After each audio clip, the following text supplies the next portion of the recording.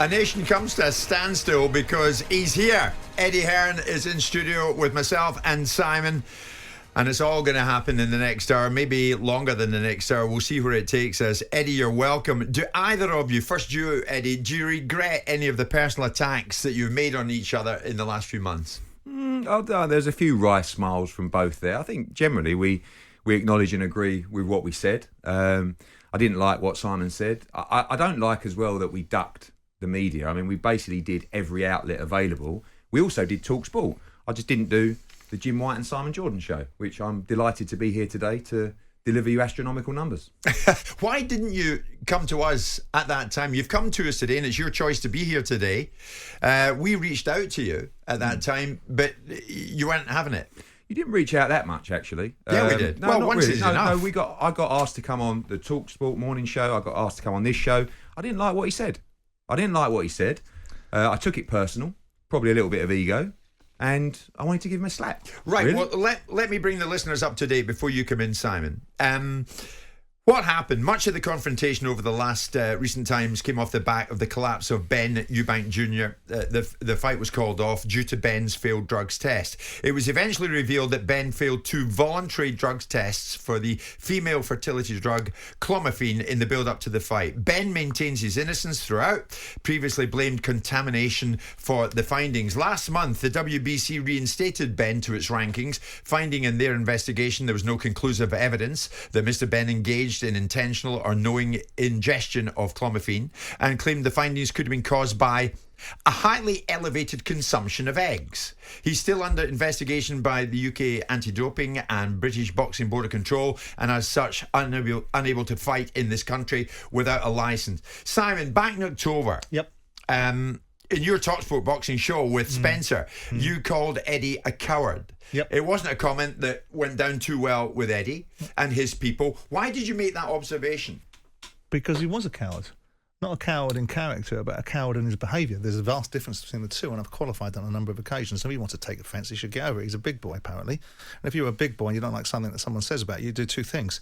You either issue a writ against them for defamation, or you come and debate them and put them in a place. You did neither because you couldn't, and you ducked it, and you did it with other people. But the reasons why I said it is because he's got plenty to say for himself. He is the archetypal walking, talking, singing canary when it suits him. When it comes down to a situation where there's a scenario where he needs to put forward his best foot in a situation which is shrouded in inconsistencies, misrepresentations, a load of them by him, he should have done a damn sight better than do a press conference saying, I'm not going to say anything. And then goes off and flaps his gums about what he is and isn't going to do, and then tells the world that the media misrepresented him. It's nonsense. I mean, it's Eddie, nonsense. at the time you said you wanted to, quote, slap Simon. Yeah, I didn't like what he said because it's not the Simon Jordan world. I mean, we did hundreds of media outlets around that. The time of the press conference, we still had so much information to come from the investigation that we were advised that we couldn't say anything until that developed further. We then got to a point where things had evolved and we chose to speak to the media. I didn't want to come on the show. I didn't like what he said. And the key here is I don't think he understands the sport, the disciplinary matters, the procedure. That's a big assumption on your part, mate. Okay, I'll ask you a question. Go ahead. Through the whole process of this, what would you have done? Forget the press conference. Yeah, I've heard that bit. What would you have done in my position? A lot differently to what you did, Let's go. Let's go. What would you have changed? What I would have done is I would have taken the best course of action with best practice in mind. I would have looked at the fact, right, that I've got 2 contracts. I've got a contract with a fighter and I've got a contract with the opponent. And I'd have looked at what my obligations are under both. And I'd have looked at the situation, because you're quite clever, Eddie, you're quite smooth and you're quite manipulative. And what you do is you let the world see the things through your eyes. What you do is you say, I couldn't pull this fight.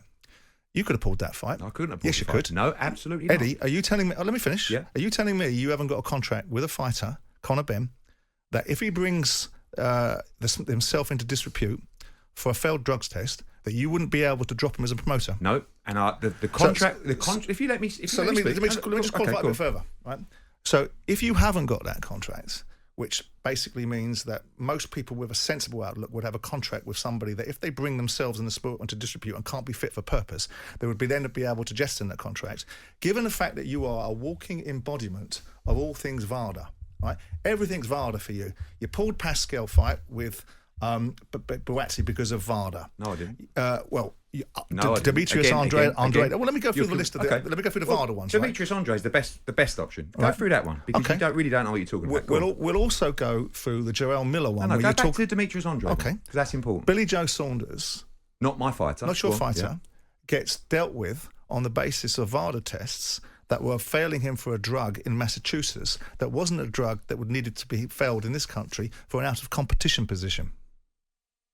Absolutely irrelevant. You do realise what you said. Relevant. Okay, I've got Demetrius Andrade. Yep. Frank Warren has got Billy Joe Saunders, who fails a VADA test.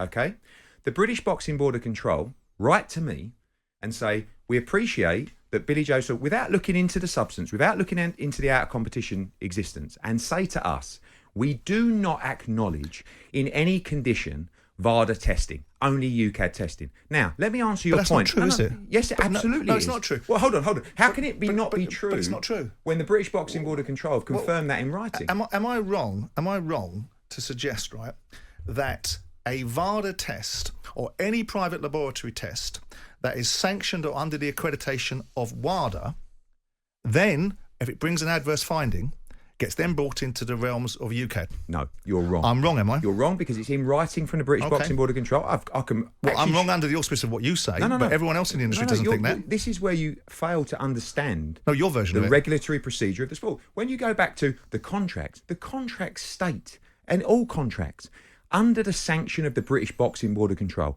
we do not govern the sport.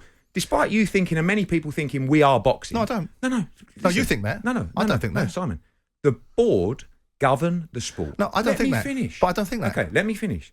No, but you don't have to think that. That's fact. The board govern the sport. They are the regulatory body. They are the disciplinary body. Correct. All matters regarding sanction of a fight rely on the British Boxing Board of Control. Contractually, in the instance of this, we have two things we have to consider. Number one is, if the bout is sanctioned by the British Boxing Board of Control. Right. If it's not, the fight contractually cannot proceed. Regarding the private testing between the two parties, the board cannot sanction the fight. Chris Eubank can terminate the contract. Chris Eubank chose to not terminate the contract. The board, who were made aware of the testing results... On the 23rd of August, No, right? on the same time as us. Yeah, 23rd of August. Okay, for the out of contract testing. Yeah. You had a VADA test on the 23rd of July, right? And you enrolled in me because you made a big noise about it yesterday. You made a big noise about Matchroom put the money up, and Conor Benn put the money up to enrol him in a voluntary scheme. But it ain't voluntary, is it? It's a mandatory test as a result of wanting to be ranked inside the top 15 of the WBC. No, but again, you're wrong. There's no cost of affiliating yourself with that testing. You're the one that said it, mate. No, I didn't. You turned around and said... We pay for private testing above and beyond the UCAD layer. You're the one that said it yesterday. You made a big noise because when you were on your little soapbox talking about how the world should be, you represented it the way you want it to. So the 23rd of July, a VADA test was commissioned on the basis of Conor Benn being inside the WBC top 15, not a voluntary test, a mandatory test as a result of that particular prerequisite. You have to voluntarily enrol. But it's mandatory to have it if you want to be inside the top 15 of the WBC. You have to voluntarily enrol. But you Is have that to, true, though? Yeah, of course. But it's mandatory to be inside the top 15. But it's mandatory. If you want to enrol, it's completely voluntary. But it's mandatory if you want to be inside the top 15. If you want to be, it's up to you to voluntarily enrol. I mean, so here we are. You announce a fight there on afterwards, which you announce on August the 9th, pending a test result, which is not relational to... Hang on. Relational to the fight. You get the results back on the 23rd of August, right? Who knew on the 23rd of August? You? The British Boxing Board of Control. I never did. Who else? The WBC. Who else? That's again, Simon, under the WBC testing program. Listen, let me speak. It's the confidential procedure, right? That has nothing to do with us. Under that is the people made aware of that test. Did you tell Wasserman's? No, because one, it was not in their jurisdiction of testing. Two, but you made a fight, Eddie. But the fight was already made. Hang on, you'd signed a fight. Now you've got an adverse test finding. That's it. And you didn't tell Wasserman's. Yeah, because it's confidential. confidential. So when did Chris Eubank know? It's confidential under the WBC program. This is what I don't understand. The British Boxing Board of Control knew about the test. Yeah. The same time. Just let me finish. And what did you lot do? No, but let me finish. Let me finish. Right? And from there, you don't ask the question. I did. No, you didn't. Yes, I I saw did. your interview. No, you didn't. It was so flaky. No, you didn't. You No, go. you didn't. It was so flaky I listened to- because you take your jibes at me, and then when you No, get no, the no, no. opportunity, No. with the governing body I who saw knew that. about it, I saw that the rubbish. same time. I saw that rubbish. The same time as me. I saw that bait and switch what you said the other day, because basically you said he didn't even ask the first question I asked. Not really. No, Not in your normal way. Absolutely. The first question, because I know you've got this little conspiracy thing going on in your little mind. The bottom line is the first thing that went on, and I asked Robert Smith is, why haven't you? How comes you lot? How's this sport run? Is it the promoters at the top? The fighters second, the media third, and you lot at the very bottom. How does it work that you lot have gotten pushed around by that Herbert Eddie Hearn? How have you got yourself into a situation? That's your world. That's Right. your world. So Contractually, and during the process, so then I asked we Robert go Smith, to the ball, and you heard him, right? Go on, finish it, and you Simon. heard him turn around and say, I said, did you get served something vaguely resembling a cease and desist from Conor Benn's lawyers about wallop? Hang on a second, there's an adverse test finding, you get back in your boxes. And the answer was, yeah, you could say that. So I said to him, hang on a second, how have you not... You got pushed around by these guys. You're the British Boxing Board of no control. How can you possibly not be dealing with this? Eddie, Simon, I tell you what, at 11:15 we'll take time out, but I want you to ponder this, Eddie. We'll come back with this.